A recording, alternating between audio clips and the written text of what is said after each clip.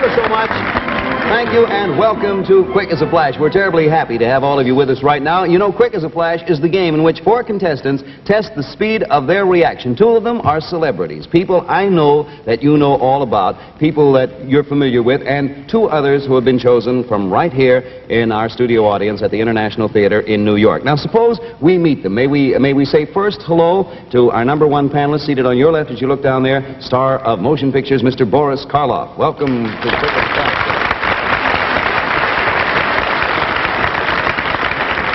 Mr. Karloff, we're happy to have you here with us. What are you doing now, sir? Oh, spending a good deal of time in the country. I'll be glad to take care of you if you're in the neighborhood. I certainly want you to know that I'll go along with that, Mr. Karloff. And another young lady we want you to meet, well, from our studio audience, we have a young lady to Mr. Karloff's left. It's Mrs. Margot Wood from Southern California. Welcome to Quick as a Flash. I only missed your home state by about 700 miles. It's South Carolina, isn't it? About 2,700 miles. And, of course, to Mrs. Wood's left, we have that delightful young lady, very good friend of ours, personality of motion pictures and television and radio and radar, just about everything, Miss Wendy Barry. Wendy, good to have you with us. Wendy, what have you been doing lately? I can't tell you, William. No, I mean professionally, Wendy. Oh, I know what you meant. I still can't tell you. Well, that's right. Just don't say a word. And we have, of course, to Wendy's left, Master Sergeant John Linyard from the United States Marine Corps. Is that right, John? Welcome to the All right. Now, we're going to have Master Sergeant Linyard and Miss Wendy Barry work as one team. We are going to have Mrs. Wood and Mr. Boris Karloff work as another team. So they're paired off. We want you 2 to kick each other under the table on the shins or anything like that. Any prearranged signals, you can whisper back and forth. You can talk it up. You can even hold hands if you want, Sergeant Linyard. And Miss Wood, you may hold hands with Mr. Karloff. Isn't that nice? Something going on under that table bizarre. All right. Now, here's the way the entire program works. We're going to get right into it. Now, whenever one of our studio contestants wins a prize, they get an opportunity to keep the money. If either Mr. Karloff or Miss Barry wins for her team, of course, their teammate will be given the money, but they are going to see that their money goes to the Damon Runyon Cancer Fund. Thanks to Miss Barry and Mr. Karloff for that. That is all right, suppose we get all ready. Remember, you're working as a team. Right now, we're going to see something I think you're all going to enjoy. It's our version of what might have taken place just before a very famous event. As soon as any of you think you know that event, you're going to interrupt by pressing on your high-frequency oscillator there. Mr. Karloff, sir, will you try it for us just so we can hear it? Sound sort of takes you back to Frankenstein, doesn't it, there?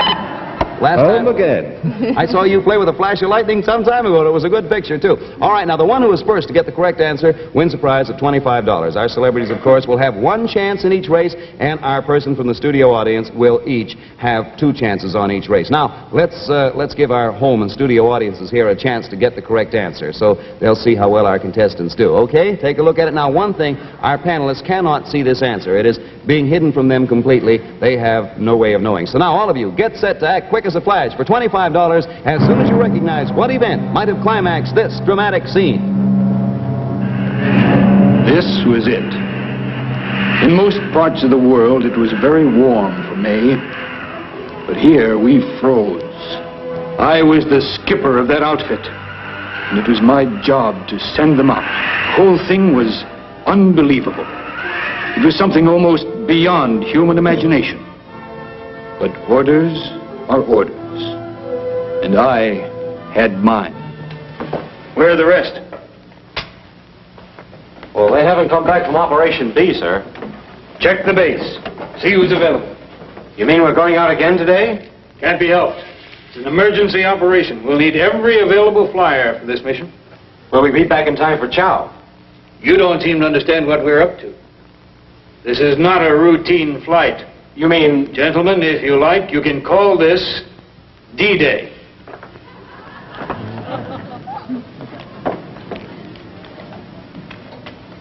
D-Day? That's right. Naturally, we can't afford to have anything go wrong. There'll be 5 in the echelon. I'll assign takeoff positions later. Oh, Here comes a flash of lightning. We're going to stop the action. It's Mr. Boris Karloff. What do you say, sir? What is your answer to this one, Mr. Karloff? They're talking in over there. Did you say 5 in the echelon? Yes, 5 was mentioned in the echelon. Well, I'd say it was the Normandy invasion, but 5, there'd be 500 or 5,000, wouldn't there? 5,000 of these? I don't quite think so. I assume, though, Mr. Karloff, there were a lot of flights that day, but I'm thinking in this particular case there were only 5. You see, there was a very low ceiling that day, and there was only room for 5. You understand? Now, Mr. No.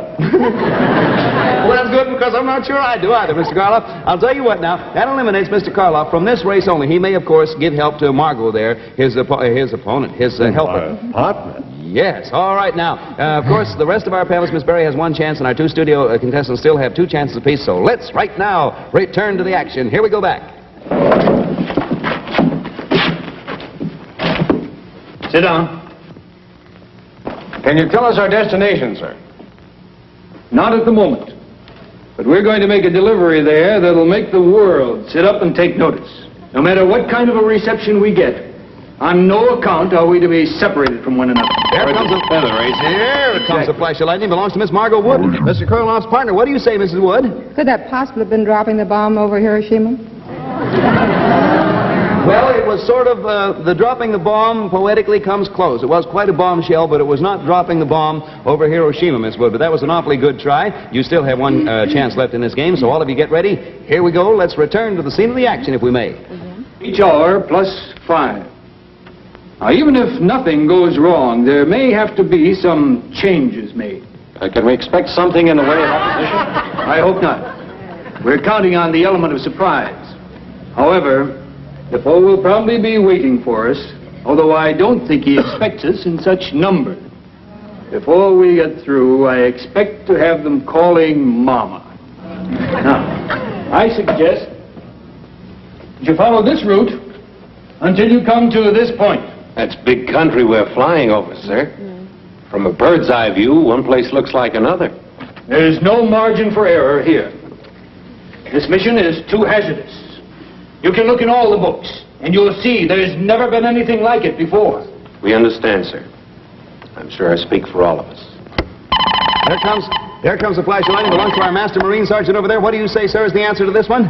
Could it be the bombing of the Yalu River up in Manchuria? The bombing of the Yalu River? Yeah. In southern China, by the way you say it, I think. Manchuria. No, sir, that is not the answer we were looking for. Sorry, but you're still eligible. You have another try. And now all of us, let's return to where we were when we were interrupted.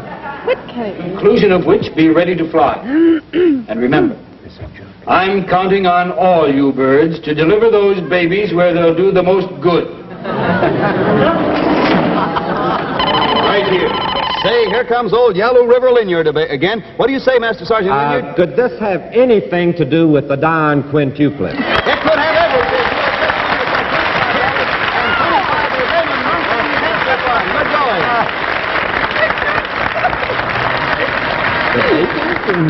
Oh, wasn't that good? Oh, but he's wonderful. How did he recognize it? Yes, are you married? Yes. There's your answer, Miss Wood, right there. I would like to say we had all kind of clues. The one I liked, they talked about deliveries, it being an emergency operation. There will be some changes made, which was my favorite. And the reason the changes made was a clue is because in that part of Ontario, they had switched from AC to DC current. Birds of a feather, Defoe will be ready, and it was, of course, Dr. Alan Defoe. So let's see, that's $25 to you, Master Sergeant Wood, and $25, of course, in Miss Barry's name to the Damon Runyon Cancer Fund. Real good going. Now, all of you get ready again. We're going to run right into this next one. Stand by on you. How you doing, Mr. Karloff, sir? Very badly. You're looking real good there. Now, let's go, because here we go with another one, and this one is going to be worth $30 to the winner, and, of course, another $30 to Damon Runyon Cancer Fund. We're going to bring you our version of an event which involved a very famous person. We want you to tell us who it is. First, let's have our home audience get a look and see who this very famous person is. All right, now, get ready, you panelists, as soon as you know who might have taken part.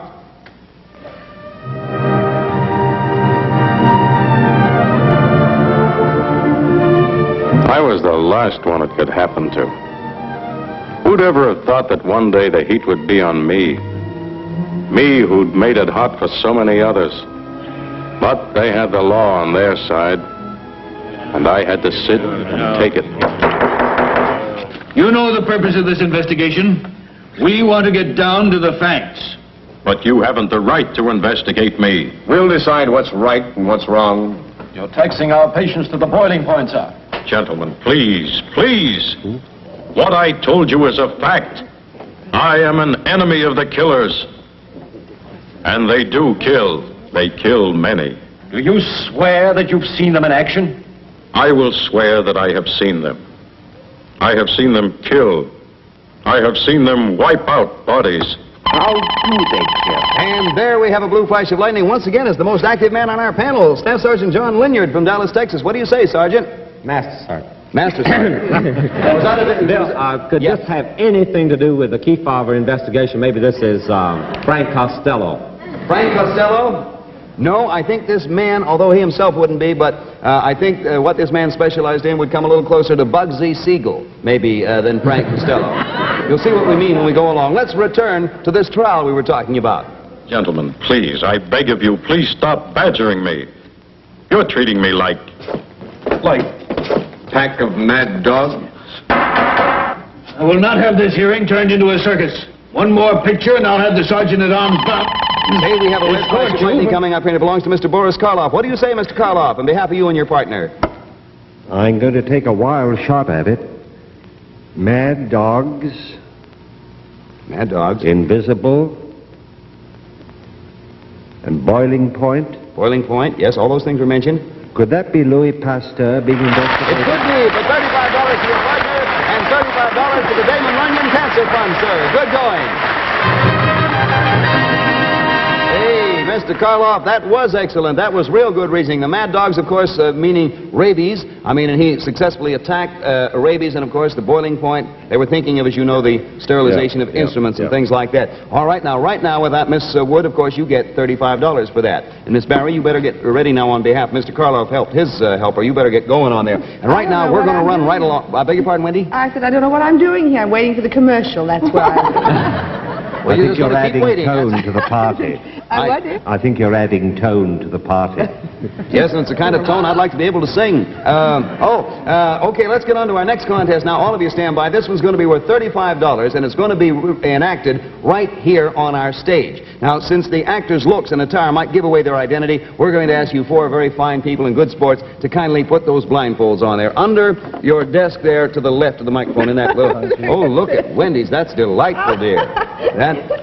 Now, while they're putting on the blindfolds, I'm going to tell you that we're looking for two famous characters. They're going to be presented in an original version of a delightful conversation that might have taken place between them. We doubt if it would, but it might have. And they're going to be portrayed, these two people, by two very famous radio and TV persons, Ruth Gilbert and Harold J. Stone. Now, you listen to the clues. You can't see any of you, is that right?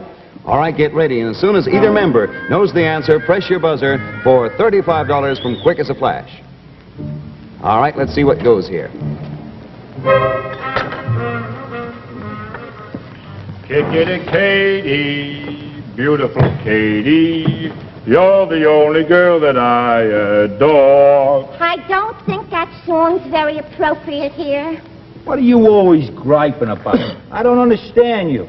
When my brother comes home, his wife always gives him a big kiss. Why don't you try to do the same thing? Because his wife might get sore.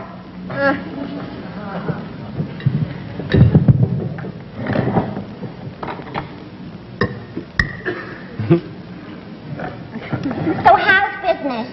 How should it be? After all, it's my business.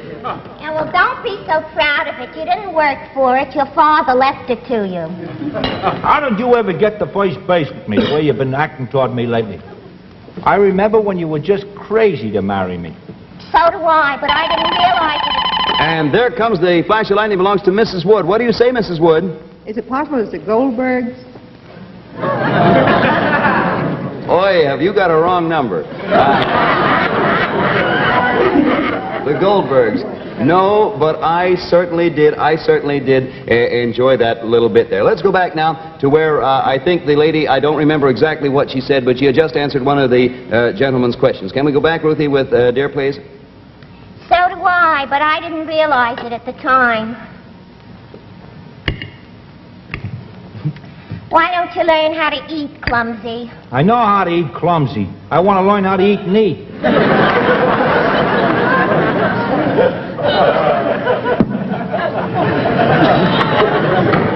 You never used to complain about my cooking. I don't know what's happened to us, Hank. I've given you the best years of my life. Okay, there comes the flash of lightning belonging to our master sergeant. Yes, you got me doing that. What do you say, Johnny?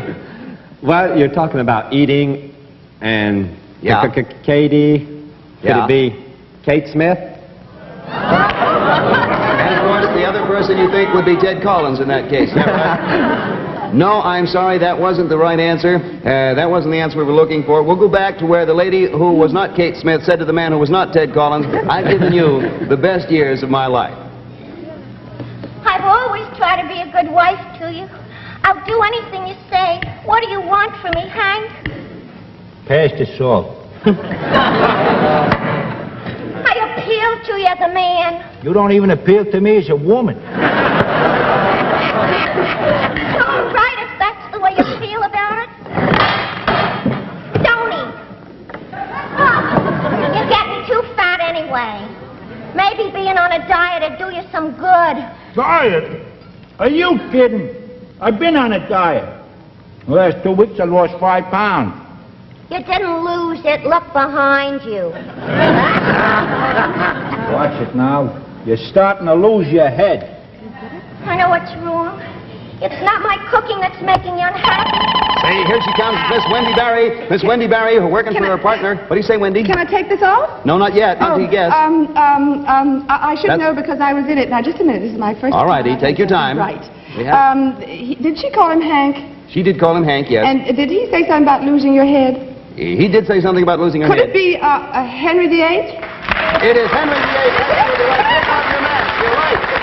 Absolutely. Very good going. Meet Henry VIII and Anne Boleyn, Ruth Gilbert, and Harold Stone. They're going to be back with us next week as another famous couple, too. And the $35, of course, to the Master Sergeant, and $35 in your name again, Wendy, to the Damon Runyon Cancer Fund. Say, that's all right. Now, suppose we get ready for another regular feature, an important regular feature on our Quick as a Flash program. That is our... Wendy, that was real good going, by the way. I was wondering why you weren't surprised because I was so good that time. I was not surprised when you're good. That was real good reasoning on your part, and I'm rushing into this next one because we have so many things we're going to do. We're going to have to run right along because we have this other real good contest for you, and we're going to get to it right away. Now, Margot, you get going. Mr. Karloff, you try and help her. Of course, you did get one so far, Mr. Karloff. Yes, sir. Right now, we're going to get into our pyramid contest. You see, we have sent a Quick as a Flash reporter to one of America's largest and best-known cities with a camera and a soundtrack. We're going to hear his voice and see the shots he took. And as soon as you know the name of this city, interrupt. Now, this contest is worth $100, and if no one wins, we're going to carry the $100 over to the pyramid contest, the last one, on next week's show. Now, break in as soon as you know where our roving reporter is for $100 on Quick as a Flash. I'm standing in the center of a city known to every American. For historical background and importance in the development of our country, few take precedent over this one. Some of the buildings I'm looking at right now have been standing here in these streets for 230 years. But don't get the idea that folks here are old-fashioned. Their docks are right up to date. Ships from all over the world drop their cargo here in this city of more than... Well, guess who it is? It's once again our old whiz today. Master, I'm going to promote you. General John Linyard. What do you say the city is, John? I believe it's Brooklyn. It's what? Brooklyn? Once again, have you got a wrong number. No, this is not Brooklyn, this city. And say, while we were talking to John, we got another answer. This one belongs to Miss... Yes, Miss Wood. It wasn't Charleston, was it? You're right, it wasn't. Only teasing you. It wasn't Charleston, but both you and the sergeant have another chance in this contest, so don't be a faint heart. Stay right with us. And let's go back to where the gentleman had said ships from all over the world drop their cargo here in this city of more than 500,000 population. And the people are industrious. They're proud of their metropolis, the way it sits as a hub of activity around which is centered an entire section of the United States. From this city to all parts of our country goes a steady flow of goods, things each and every one of us needs in our daily lives. Now let's get to history. In 1722, there were 100 houses and 500 people on this site many of them driven from Europe by religious persecution. That day, a day in 1803 when it was joined in union with the rest of our country, will always be remembered with satisfaction by every inhabitant. 12 years later, those same inhabitants fought on every street in their city for their newfound country. The opposition, led by General Pakenham, almost broke through the inner defenses. But a ragged army, generaled by a man who later became President of the United States, valiantly held them off. And first we have the yellow flash of lightning. That belongs to Mrs. Margot Wood, and then Wendy's next. But Mrs. Wood, you're first. This is your last chance. New Orleans? Yes! Is absolutely right, Ron.